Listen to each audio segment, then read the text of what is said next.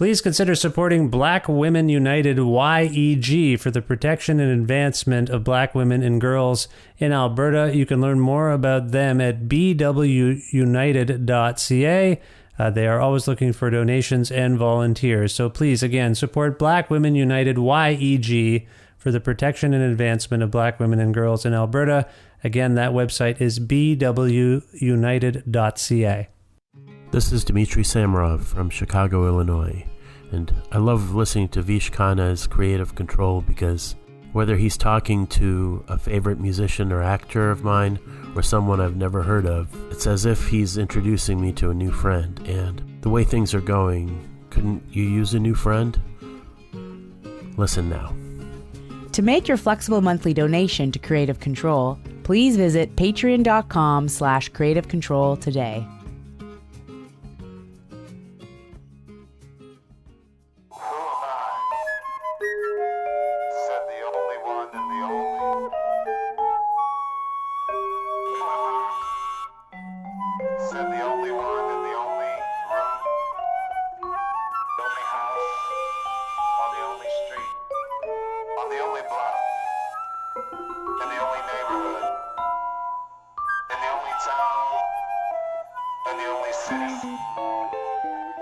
Rob Mazurek is a tremendously gifted multi-instrumentalist, abstractionist, visual artist, sculptor, and sound explorer who originally hails from Chicago, Illinois.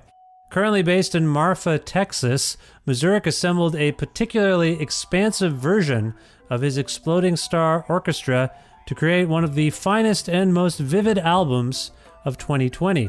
It's called Dimensional Stardust and was co-released by International Anthem and None Such Records on November 20th. And so Rob returned to this show to speak with me about moving to Texas, outer space and science fiction and futurism, why he starts each and every day by creating a morning drone, the cast and crew that made Dimensional Stardust, future plans, and more. A part of the Entertainment One network with the support of listeners like you who follow and subscribe to this podcast and spread the word about it and make flexible monthly donations at patreon.com/creativecontrol, and Massey Hall's concert film series live at masseyhall.com, where you can stream dozens of 30-minute films for free, including performances by past podcast guests like Zaki Ibrahim, plus in-kind support from Pizza Trocadero, The Bookshelf, and Planet Bean Coffee in Guelph, and Granddad's Donuts in Hamilton. This is the 585th episode of Creative Control, featuring the lovely and talented Rob Mazurek, with your host, me, Vish Khanna.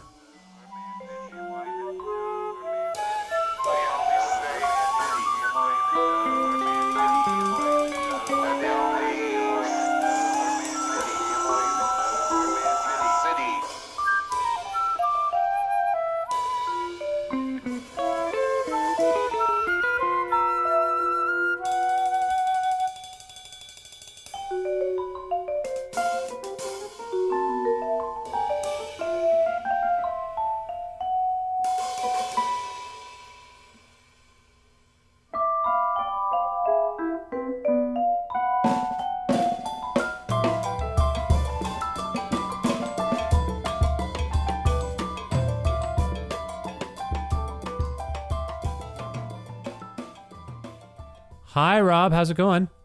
Hey, man. Nice to hear your voice again. It is nice to hear your voice again, too. It's been so long that I can't remember the last time we spoke, but it's always a pleasure. This is like the fourth time I think you've been on this particular show. Can you believe that? That's incredible. It's an honor. Some changes afoot, though. I think in the past we've met in Guelph, Ontario, and I now live in Edmonton, Alberta. Have you ever been to Edmonton, Alberta? Oh, that's right. You moved. No, I haven't. I hear there's a festival there, though, but I don't think I've ever. No, I've never been there. How is it? Beautiful? Well, it's fine. We are currently in the midst of a provincial emergency, like a health emergency because of the pandemic. Our government did not handle it well. The closest thing to America, Rob, in Canada might well be Alberta. So that's Oh my goodness, that's a bit. well. That equals this disaster. So hopefully, you know what I mean. Yeah, it's not the best. So I sorry, I'm being selfish here. Where in the world are you today, Rob? Well, I'm in Marfa, Texas. So we moved out here about 5 years ago. So yeah, I'm a Texan for five years at this point. Wow. So what prompted you say you moved there 5 years ago? Did you move from Chicago, or where did you move from? Yeah, I was from Chicago. I lived in Brazil for a while, as you know. But then I moved back to Chicago in 2008 and lived there till about 2014. And then my wife and I were looking to buy a house in a more quiet, calm environment. And I took her out here to Marfa, Texas. I had played a show in Marfa over 10 years ago, around 12 years ago, with Chicago Underground Duo. And just fell in love with this small town. It's a 2,000-person small town in far west Texas, and it's an amazing place. I mean, it houses the permanent work of one of my favorite artists, which is Donald Judd. Oh. And so his whole aesthetic here and what he's built of the place, plus the built-in cultural stuff that happens here. There's also the Lannan Foundation, which is a literary foundation, which is very powerful. It brings in writers from all over the world to do residencies here. Chinati Foundation, Judd Foundation, dealing with the works of Donald Judd and like his kind of stable of artists that he liked. So there's always artist talks, people coming in from New York, LA, London, wherever. Literature, poetry. You know, I started Desert Encrypts here a couple years ago, so bringing some musicians out and trying to make some interesting music. It's a very interesting small town in far west Texas that is in the middle of the desert and about an hour away from the Mexican border. Okay, so where is it in relation to, say, like Dallas, Houston, places we might have heard of? I mean, it's very far. Texas is such a large state. I mean, it's 7-8 hours from Austin, from Dallas, from San Antonio. El Paso's closer. El Paso is 3 hours away. Yeah. And when I fly to Europe and when I tour or fly out of here, we fly out of El Paso, and that's about a 3-hour drive. Yeah, because I ask it because I think some of us who haven't been might be surprised to hear of the rich artistic history in Texas to some degree. I mean, I was in Denton, Texas once on a tour, and someone was like, "Yeah, Dave Brubeck spends a lot of time here, or spent a lot of time here, and there's a whole program at the school here devoted to him." Exactly. I was like, "What? Really, in Texas?" And then you're talking about Donald Judd, who was a physical artist, right? That's who he was. Yeah, artist, writer, everything. Yeah. So is there something about that stuff, the history there, that might have drew you to Marfa, Texas? Because I'm just curious. Like, I know you like to go where the action is, Rob. Well, I think I've had enough of that in the life. So I always had this kind of fantasy of living in the desert, So this place just seemed perfect. Like I said, I came here with Chad Taylor with Chicago Underground Duo years ago, and we visited all of the foundations. And I'm a visual artist as well, as you know. So I had been reading Donald Judd's writings for years, and actually seeing his permanent installations here was just incredible. So. I like to go places where I can draw off of certain energies, and certainly the energy of his work, the energy. This is also designated black sky area here, designated dark sky. So it's your relationship to the cosmos is pretty intimate. You can see the Milky Way every night, and it's wonderful. What is that? I'm not familiar with that designation. What does that designation exactly mean? I think you kind of explained it. What does that mean? There aren't a lot of lights here from humans. Just as simple as that. Okay. Which is getting a little worse because there's been fracking and things like that that are encroaching on the area slowly, which is creating some light. But the McDonald Observatory is 30 minutes away, which you might have heard on National Public Radio. They have a show that's based from the McDonald Observatory. Oh, okay. Okay. Which you can go to, and they have star parties, so you can look through these high-powered telescopes. Of course, I visited there because of my interest in the cosmos and space and science fiction and all, and fantastic to look into how they actually use the high-powered telescopes and also the collection of radio waves and sound waves from outer space. Yeah, I know you're interested in the cosmos. I know you're interested in outer space. I have a sense that those interests have influenced your beautiful new album, Dimensional Stardust. Before we get to that, I'm just curious, do you have a sense of where your interest in otherworldly activity, outer space, peering into the darkness above us, where does that interest sort of stem from? I think I started reading the books of Stanislaw Lem, the great Polish science fiction writer, best known for writing the book Solaris, right? Which of course turned into the Tarkovsky movie, and then the more modern version. But I've been reading all his books for years, and that kind of started my fascination on the whole thing. Also, I heard Sun Ra live when I was 16 years old at the Chicago Jazz Festival, and reading up on him and buying the great biography on him. That what's the author? Is it John Zwed? But space is the place. Yeah, that sounds familiar. Yeah, right. Yeah.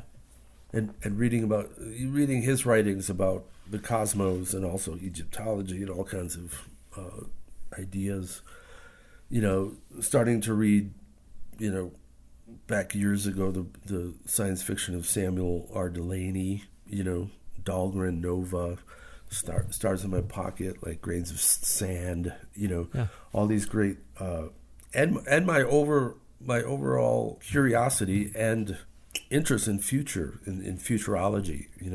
I'm not a very nostalgic person. I'm trying to think of now and the future and what could be. Yeah. And since science fiction deals with what could be, I'm very much thinking of these futurological situations that we might find ourselves in. Do you? And I don't mean this in any pejorative way, but there seems to me to be a little bit of restlessness within you in that regard. I mention it because we talked about places you've lived, Chicago, Brazil. Now you're in Texas, among the other places you've lived. And I feel like in your exploration of science fiction, there is a little bit of escaping from temporal restrictions, like the now, like you're thinking about the future. Right. Is that, again, this is not meant to be a psychiatric session, but does this speak to something within you? Like you're just constantly interested in moving forward. What does that say about, does that say something about you as a musician as well? I mean, I think so. I think I was talking to somebody the other day. They asked me a sort of similar question, what keeps me interested and going, and it's just there's so much to discover, but I always feel like I'm making things in the moment. So of course I'm in the moment as well, because I make things all day. I wake up in the morning. The first thing I do is I come to my modular synthesizers and I make what I call a morning drone. To set the tone of the house, to get good energy in the house. And it's an exercise, but it's also a way for me to compose first thing in the morning, every morning, using somewhat non-traditional means. I used to come and sit down at the piano, but now I go to the modular. and I make these drones. And then after I make the first drone, I go outside to the painting studio and I'll work on whatever paintings or sculptures I have at the moment. But I'm bringing what I made inside with the sound outside to what I'm doing visually. Then I bring out what I'm doing visually outside in the way of color, texture, form. I bring that back in and continue work on the drone, which will eventually become a composition. While that's going on, I have my piano here that I inherited from the great Bill Dixon, for instance. It's nice. An object of great power to me, and my trumpets and my cornets and organs and other synthesizers and percussion instruments and flutes and all kinds of things. At the same time, I have a drawing table in my sound studio, as well as I have speakers in my visual studio, which is unattached outside the house. So I know I'm kind of answering the question in a very long way, but I'm just interested in making. I'm interested in doing things now, and what keeps me doing this stuff is I keep having this sense that things are just outside of my reach. Just like if I could just crack the wall open a little bit more. I'm trying to see and find out the simple question of why we're even here. You know what I mean? It's like you're every day you're aspiring to something, but you don't know what it is you're aspiring to. Maybe. Well, I'm definitely trying to with all this music and artists. I'm trying to project light and a kind of energy that I draw off of, but also other people can draw off of. So I'm trying to break through this kind of how mass media and mainstream media treats everything is so similar and so much the same. I'm trying to find something else, and that's why the idea of space, the uncharted territories, the what we don't know, the hundreds of galaxies that turn into thousands of galaxies and millions of galaxies. I mean, it's endless. Yeah. And the thought that there's another ecosystem out there that's close enough to a sun in order to create some kind of life similar to ours, because of course there's life that's different than ours. There has to be. Yeah. But we often talk in terms of life that is similar to ours. Why does it have to be similar to ours? Right. But there has to be, and I guess these questions I'm constantly moving through my head as I'm trying to create these sound and visual energy fields in order to kind of crack through that somehow through sound and vision. I wonder if living in different states, different countries, different continents is your version of exploring spaces that are similar but different to yours. Does that make sense? I feel like that's why some of us travel. Yeah. Yeah. No, yeah. I mean, that's absolutely true. I mean, most places, while I'm touring, you don't really get super deep into, but certainly when I do residencies, and certainly when I moved to Brazil in 2000, I lived in the Amazon rainforest. Yeah, I lived in Manaus, an amazing, city in the middle of the rainforest, and experienced all of the wonders of the rainforest, the Black River, the White River, the meetings of the river, what's in the river, the pink dolphins, the electric eels, the howler monkeys from afar that sound like, that sound like a Ligeti score. So it's like, and then from there moving to like Brasilia, which is plateau and kind of like the desert, beautiful open skies, and you have the architecture of the famous Brazilian architect. It's not coming to me, but the way they designed that city and the way they designed the satellite cities for Brazil and it's just so living there, drawing off of that energy, and then also there I met the amazing composer Guilherme Vaz. I don't know if you've even heard of him, but Guilherme Vaz, V-A-Z, is an amazing composer from Brasilia, who we had a kind of intimate relationship with, musically speaking, and speaking of art and stuff. Kind of like the Cecil Taylor of the high plateau of Brasilia, but amazing composer. And then living in Sao Paulo is a whole nother ecosystem. The energy of Sao Paulo is incredible, as well as spent a lot of time in Rio, the energy in Rio, Each you're kind of every region you're talking about has its own kind of figurehead, doesn't it? That's the other thing. You mentioned a couple of composers that I wasn't familiar with. I think you were alluding to possibly Oscar Niemeyer. Is that the architect you might have met? Exactly. Yes. And then Oscar Niemeyer's architecture is like from outer space itself, Yeah, and Donald Judd. Like, it sounds like you're drawn to not only these places, but you want to get into not only their whatever sociocultural history, but who was here, who helped set the tone a little bit. Right. Because I was thinking about your morning ritual, where you start out on the drone, and then that's kind of a tone-setting moment for each day. By the way, just as a friend, do you have breakfast? You mentioned that you do the drone, and then you go into the art studio, and I'm like, wait, Rob, when do you eat? Do you have breakfast between those things? Well, after I make the drone, I skipped one important thing. Okay, I make the drone, which could take 5 minutes if I hit the right frequencies, or it could take an hour. Right. Before I set the tone, because I'm setting the tone for myself and my wife, Britt. So after I get that going, I go in the kitchen, which is next to the studio, and I make coffee. So I make the coffee with milk, which I have every morning. Okay. And I bring a cup to my wife, and I take my cup out to the studio.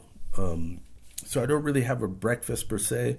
I might have a cup of coffee with cream and a biscuit or something like that, or a cookie or something, just to get it going. Just some nourishment. And then around midday, and then around midday, I like to do more of the kind of Italian style of eating, where you have a kind of nice home cooked lunch, larger lunch. Yeah. So in between there, I'll make the lunch becomes the first full meal, because I love to cook as well. Okay, So, I just wanted to establish that for health purposes. I wanted to make sure that was happening. But my other point, yes, believe me, I love eating. Maybe a little bit too much. My point here is, when you told some very sort of inspiring stories about the drone, the tone setting aspect of the drone, and how that might carry you through the day, and you might revisit it. Does the drone ever throw off the day? Does the drone ever portend, why did that this might not be the best day because of what the drone is telling me? Do you ever have that? Does that ever happen? Oh, that's very interesting. But no, it doesn't. And the reason it doesn't happen, because I don't let myself leave the drone until it's set at the right frequencies to really resonate a positive full energy. Okay. So that's the starting point. So once that starting point happens, that's it. It's feeling good, Yeah. Now the problem is later in the day, as I start to organize more and construct off of the drone, things can get a little hairy and sometimes go a little wrong. Then it can get a little, but because I've already set the tone, that's okay, because then part of my mantra is this life is an experiment. So I whether it's making the drone, making a painting outside, cooking a mole, it's all an experiment to me. Right. Right.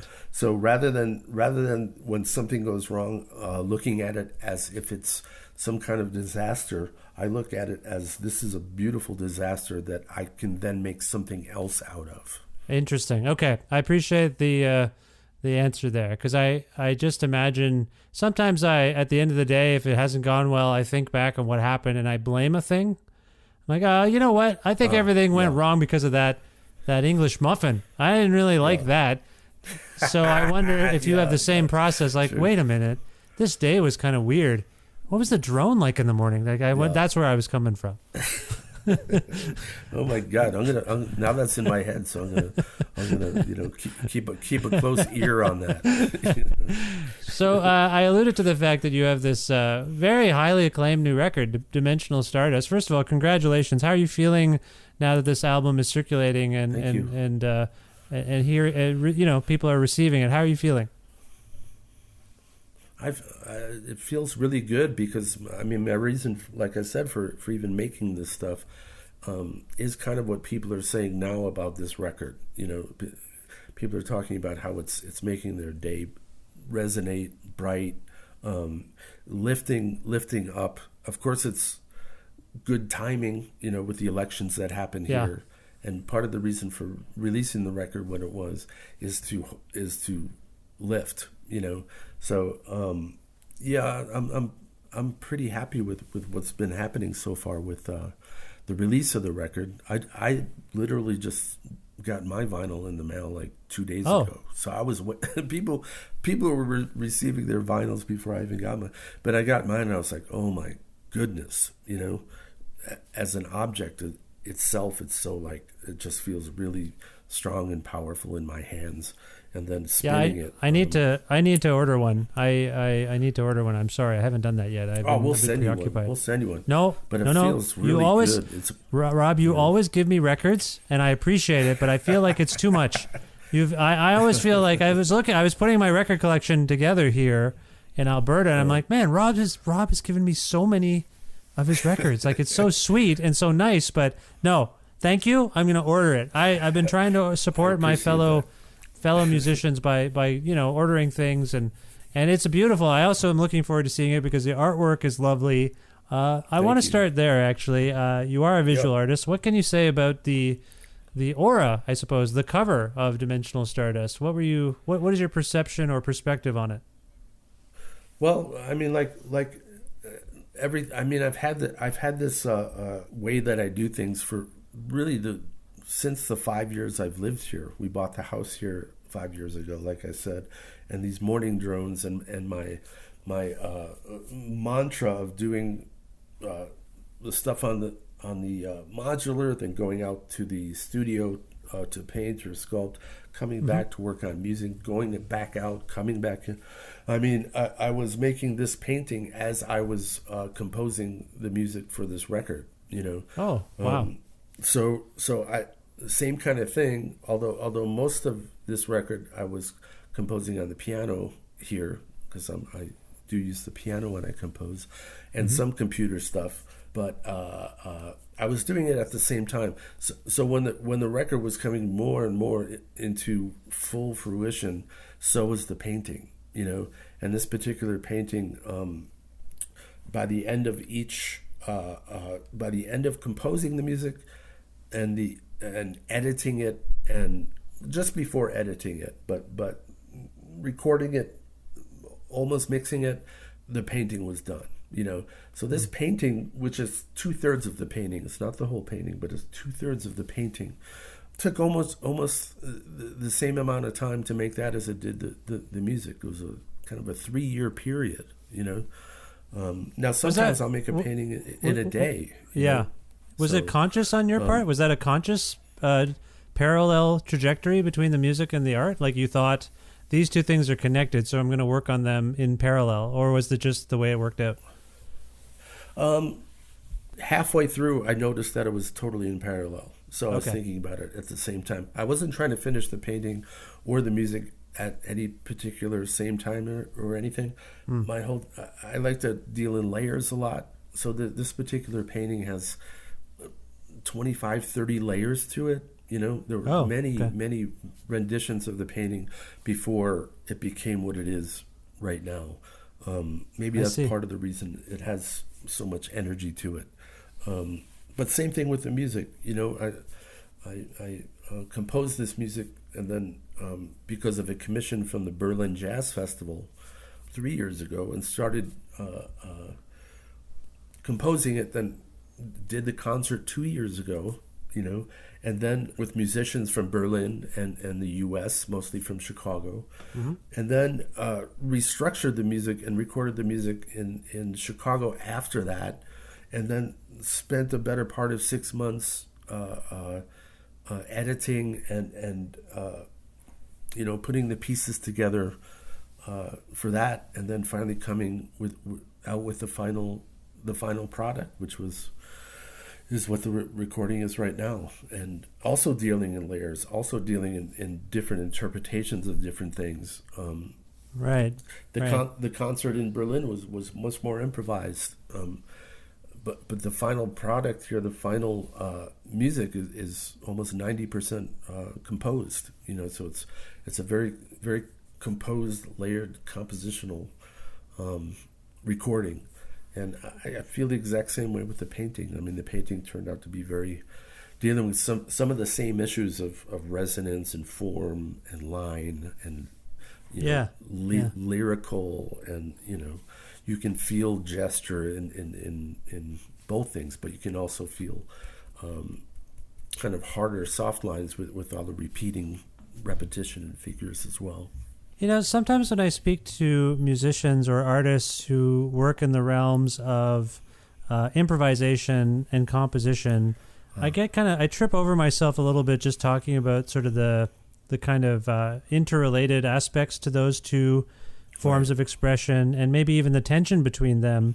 So forgive me if this question seems weird, but in retrospect, do you view the Berlin improvised gathering as something of a framework or a practice?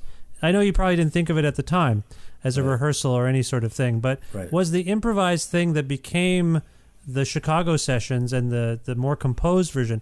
When you say it's composed, that composition is drawn from the improvisation, I assume, or am I actually going too far? What is the relationship between the composition that you're describing and the improvisation that occurred in Berlin? Yeah, I mean the compositions were already composed before Berlin. For the Berlin performance, though, when we play live, there's a thing where anything could happen. I trust all the musicians implicitly, and the whole idea is live is that you have these constructs that we can play exactly how they are, and it is what it is. Or for the Berlin concert, I decided 1 second before we started that the first 15 minutes were going to be improvised. I didn't decide the first 15 minutes were going to be improvised. I decided to start improvising first. Before and then it resulted in a 15-minute improvisation. Right, and it ended up and it ended up. I think we played 3 of the compositions, and the rest was improvisations off of motifs and things off of the compositions. So to me, it's not rehearsal. That's like its own separate entity. It's like its own ship, that sails through the sky, and I could have used that if I chose, but I really wanted to get it really succinct because I felt really strongly about the written composition that would really have a different kind of and the energy that I was looking for this exact moment. And that's exactly what happened. But I assume that if you've gathered musicians together and you've improvised for 15 minutes, there must be some sense or memory recall, perhaps the next time you go to your modular synthesizer or what have you. Like that absolutely does inform the next things you make, right? Yeah, absolutely. I mean, I've been in improvising as well as composing musician for 30 years, so I get a lot of my ideas straight from improvisation, of course. Because I'm one of these people who I want to listen to what I've played and done and composed and improvised. I'm interested in seeing the architecture of that, learning from that, and seeing how I can build from that. So all of these compositions and all of the pretty severe interval jumps and things.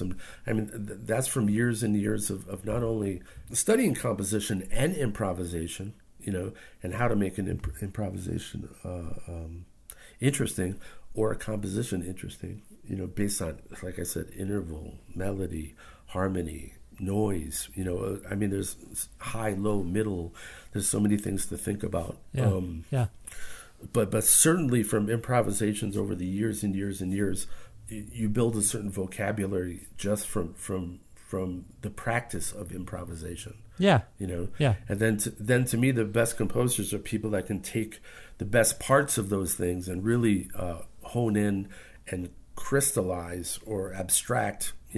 Oftentimes I'll say, I'm an abstractivist. I'm actively seeking to abstract, meaning actively seeking to abstract something into its purest essence. Yeah. So from these improvisations in the past, before I actually put these compositions to paper, for sure, improvisation played a giant factor in note choice, rhythm choice, musicians used, and all of that. And what's also very interesting is even though the musicians are playing almost 90% written material, we're also talking about musicians who are super steeped and masters at improvisation. Yeah. So, yeah. So the most subtlest thing, because they're not machines. Everyone has a different breathing way of breathing, a different way their blood courses through the body, a different way of walking, a different way of blinking. I mean, when they play this thing and have this type of background in improvisation, a phrase that Nicole Mitchell plays is not going to be the same phrase at all as another flute player plays. Yeah. Although it's the same notes. Yeah. Yeah. And that's also part of the improvisatory situation, because oftentimes people think of improvisation as totally like I'm just going to play free, but it's really these very subtle things that I'm very interested in. Where you take a breath, how you take a breath, how you trail off a note at the end of a phrase. And because again I'm dealing with such master improvisers, I tell them ahead of time, you have complete freedom to interpret this how you want, as your own personal human, expression. So yeah. That I find that interesting as well. Yeah, I think every musician is idiosyncratic, and I think that's what you're getting at. There as well. You mentioned, but not all of them are aware of it. Being distinctly aware of it, I think, is a whole nother level. Yeah, I can see what you're saying there. I think some people might identify them by maybe their instrument. Jeff Parker might say, I'm a guitarist. Well, no, you're Jeff Parker. You happen to play guitar, is maybe the better way of thinking about it. Is that maybe where you're coming from? Sure. Yeah, absolutely. Don't mean to put words in your mouth, but I think that's a way of looking at it. Like, that's part of it. Yeah, sure. You play guitar, or Nicole plays flute, in a way that only they can do it. I mean, as much as that's the joy of music for me, is like, I can't believe what I saw that person do with an instrument I've seen a million people play before. Like, that is a real marvel of appreciating craft, right? It's like that's why there's new music. If we were done, if we were like, no, no one's ever going to do it better than that, we're done. We don't have to make new records. Like, that would be hopeless. But I think what you're getting at is like every person brings something interesting to we got to be careful here. We don't want everyone to think they're special. I have children, so we're constantly combating. Like, yeah, you're special, but don't think you're too special. Calm down. You're not like the greatest at everything. I have to say that to my son all the time. Anyway, you mentioned Nicole Mitchell. Can you talk? There's a community of musicians involved in Dimensional Stardust, and I wonder if you can talk both about some of them, who's people that you want to highlight, and I know that's going to be difficult because there's so many, but I'm also curious because I say community of musicians because, Rob, you circulate in a way that you end up playing with all sorts of people from different backgrounds, and when you put together your projects, I feel like you're a social convener. You're bringing people together who may not know each other, who may have never played together. So I wonder about that. Is this a totally familial or unfamiliar gathering? I mean, I also know from what I've read that some of this stuff was recorded remotely and sent to you and you figured it out. But Can you speak to that? Right. Like how much of this is strangers coming together, and how much of it is, all right, I got the old gang back together? Can you speak to that? Yeah, I mean, it's a little of both because, I have people like Jeff Parker and Damon Locks, John Herndon, who I've played with for years and years. And Chad, of course, I started playing with Chad when he was 16 years old. Yeah. It was in the 80s. Yeah. So it's like some of these people I have a really long relationship to. Others, none. Because like Joel Ross, for instance, the vibraphone player, love his sound, his approach, and everything. Macy Stewart, who plays violin parts, I didn't know her at all. I think Scotty at the label recommended her. Then I heard some things she did with the group Ohm. Yeah. And I thought is just amazing. So someone like Joel, who I don't know at all, but I can tell you feel the frequency of a person fairly immediately. If I don't feel that frequency from the person, that resonance from a person immediately, and I can't really put my finger on exactly what that is, but I had such a good feeling that Joel would play these vibraphone parts excellently and with his type of feel and sound, which is exactly what happened. Same thing with Macy Stewart. I had never played with her either before, but bringing her into the session was an absolute treat. She also uses her voice a lot when she does things. I like people that use their voice and also play the instrument, just because I think you have a better understanding of the instrument when you also use your voice. I feel like this is going back. This is interesting because I feel like it's taking us back to what you were saying, like if about people being almost more important than their skill set or their instrument. Like you need to. Yeah. They need to resonate with you as a good hang, as good people, as much as like it's the drag to have the greatest drummer in the world be kind of a jerk or something, right? Yeah. Yeah. That's no fun. Yes. Yeah. You need a resonance that's gonna pull out the things that you're trying to make happen in the music. Yeah.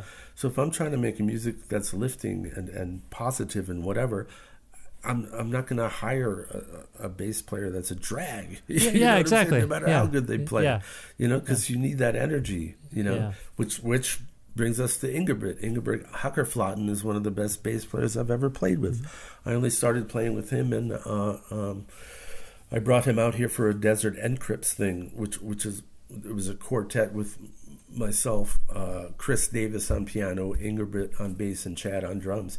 And he was just such a joy to be around and to play with, and such a wonderful player that he happened to be in Chicago at the same time that I was recording some of this stuff. So I was like, I got to get Ingebrigt in here with Chad because they have such a interesting hookup, you know. And Angelica Sanchez, who I've played with for a while, we did the Delmark record, with the Pulsar Quartet, and I don't know her a super long time, but her style and her aura and her energy is always so strong and elevating. I mean, what can you say about Tamika Reed? Same thing. I mean, she has the ability to play one phrase and lift the whole group, Mm-hmm. So it's a really interesting combination between, musicians that I've played with for a long time, musicians that I played with kind of, a medium time, and completely new musicians with Macy and Joel.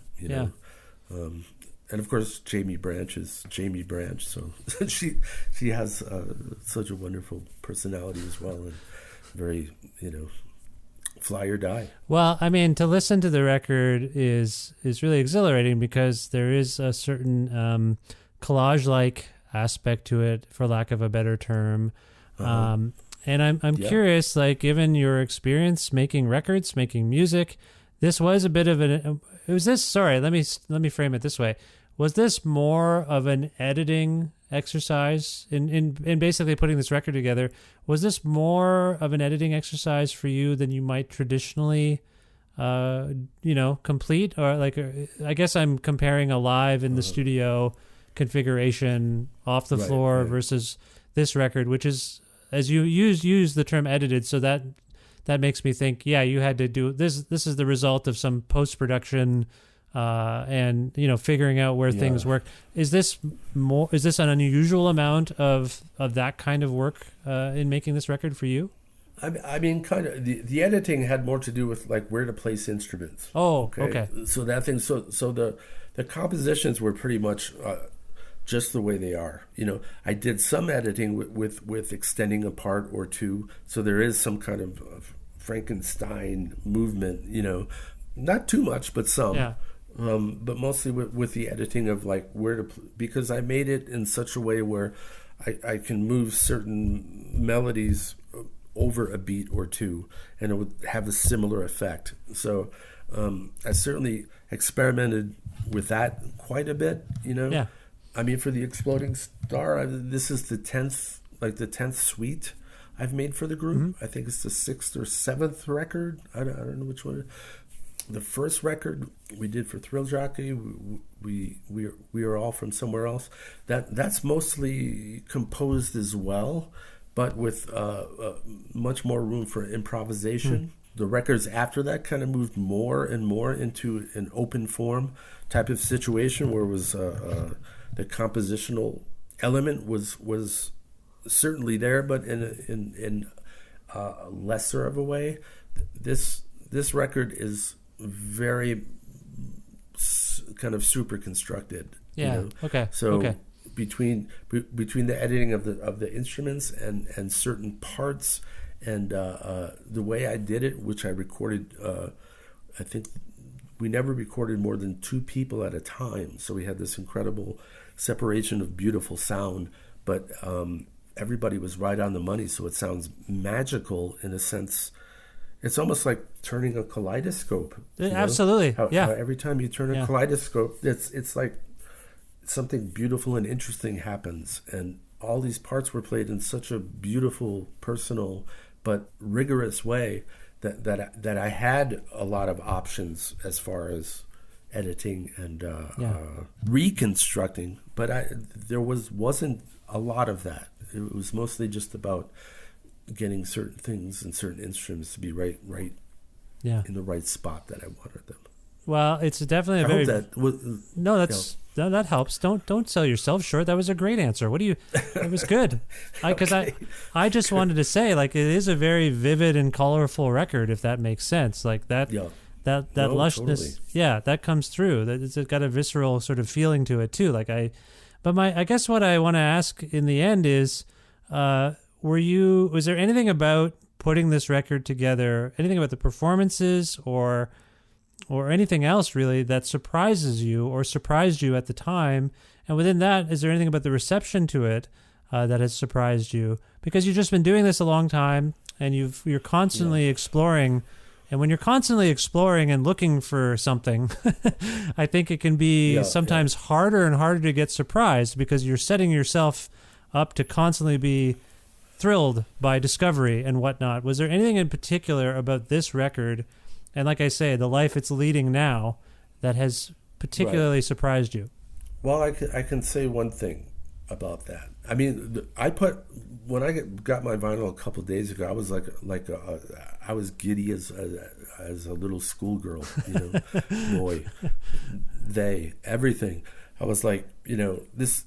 I put it on from the Sun Quartet to the Autumn Pleiades. I was like, and because of that, I thought something special is on this record, because after hundreds of times of listening to this thing over and over again and working on it, I still find it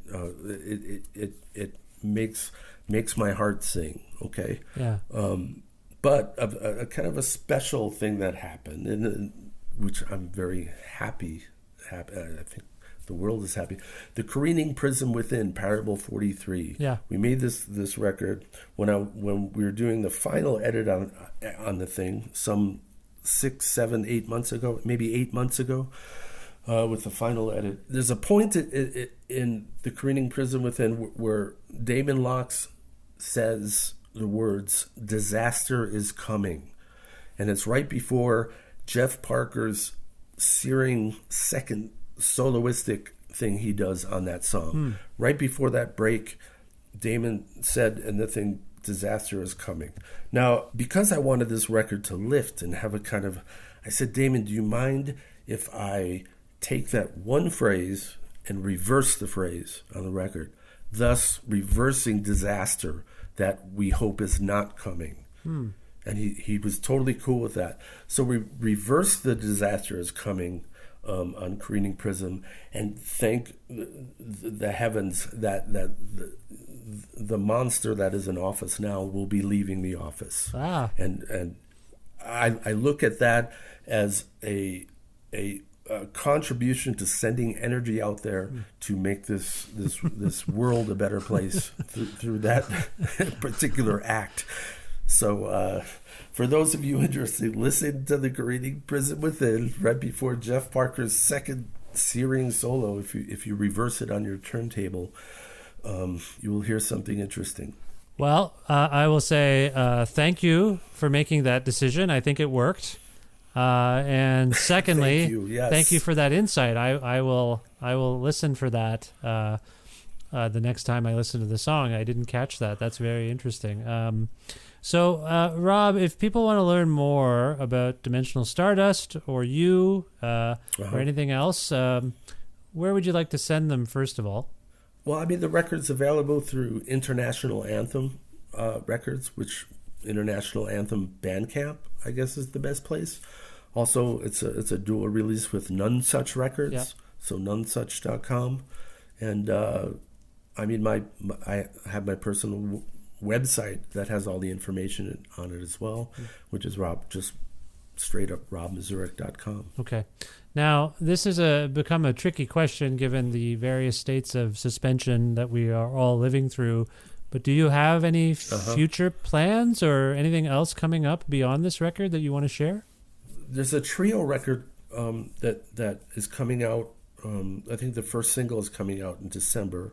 And the full record, I think, is coming out in January with Mats Gustafsson, the great saxophonist from Sweden. Yeah. Is it Sweden? I believe so, yes. But he's living in Austria right now. Oh, okay. We made a record 2 years ago that with also David Grubbs, an amazing guitar player. Nice.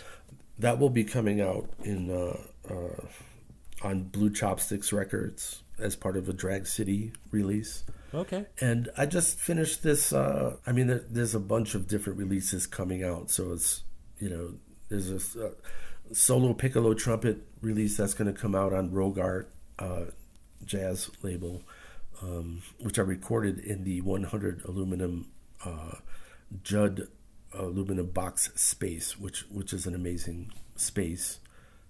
I've been working on this really interesting project with these architects, AWP in Paris, working on an urban architectural project where they asked me to create sound that was collected from the site, turning that into sound and music. That music turning my paintings into architecture from the special video program I've been using to do that, extracting the architectural design for that and then using that in a new book. So that's very interesting. And wow, okay, lots going on then. You're not suspended. We're all suspended. Yeah. You're just making all sorts of stuff. Maybe it's too much. No, it's. I want to do more. Everything you make. I'm gonna everything you make is a hopeful gesture, if I might say. It's hopeful. It's. The more you can make, the better I think we'll all feel. And the more hopefully we all start to make stuff ourselves, because we need little glimmers of hope. Everything you make, I think, is a little glimmer of hope. So thank you. I just want to say that. Thank you. Yeah. Thank you. We're all makers. I agree. So robmazurek.com to keep up with all of the various things that Rob just said, I guess, is the easiest thing to say. If we can go out on a song from Dimensional Stardust, Rob, I mean, you just talked about one to a great extent.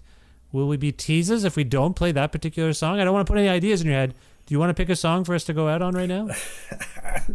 I mean, the Careening Prism Within is pretty intense and beautiful. Yeah, I think we should play it. This is the Careening Prism Within. By the way, what's with all the parables? You've got this one says Parable 43. What certain songs have a parable designation? Why? What does that mean to you, Rob? I came up with a character, an imaginary writer, alchemist, filmmaker, composer from Brasilia, Brazil, by the name of Elder Velasquez Smith. And this character has been in my mind for the last 15 years. And every now and then he comes out with parables and little stories about certain things, mostly about how we're going to build androids in the future and how we can have the androids feel the same thing that humans feel. Oh, okay, interesting. All right, so we are meant to listen to this with the notion that this character is conveying something to us in to some degree. Yes. Okay. All right. This is the careening prism within Parable 43 from the excellent new album Dimensional Stardust. This is by Rob Mazurek's Exploding Star Orchestra. Rob, thank you so much for being back on the show. I all my best to you and your loved ones, and all the best in the future. Thank you. It was a pleasure.